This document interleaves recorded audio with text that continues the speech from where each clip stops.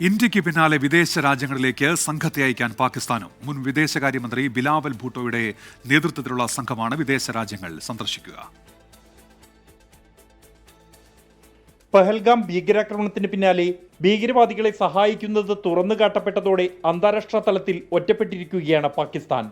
Pahalgam ഭീകരാക്രമണത്തെയും operation സിന്ദൂറിനെയും തുടർന്നുള്ള സാഹചര്യത്തിൽ ഇന്ത്യയുടെ നിലപാട് വിദേശ രാജ്യങ്ങളെ ധരിപ്പിക്കാൻ കേന്ദ്ര സർക്കാർ സർവകക്ഷി സംഘത്തെ പ്രഖ്യാപിച്ചതിന് പിന്നാലെയാണ് സമാനമായ നീക്കത്തിന് പാകിസ്ഥാനും ഒരുങ്ങുന്നത്. വിവിധ രാജ്യങ്ങളിലേക്ക് പ്രതിനിധി സംഘത്തെ അയക്കാനാണ് പാകിസ്ഥാന്റെ നീക്കം.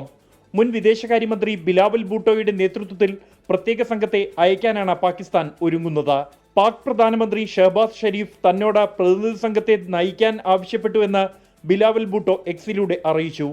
പ്രതിസന്ധി ഘട്ടത്തിൽ ചുമതല സന്തോഷത്തോടെ ഏറ്റെടുക്കുകയും ചെയ്തുവെന്നും ബിലാവൽ ഭൂട്ടോ വ്യക്തമാക്കി.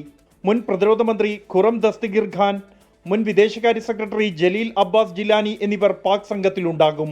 അതേസമയം പാക് ഭീകരത തുറന്നുകാട്ടാനായി 7 സർവകക്ഷി സംഘങ്ങളെയാണ് ഇന്ത്യ നിയോഗിച്ചിരിക്കുന്നത്. 24 ഡൽഹി.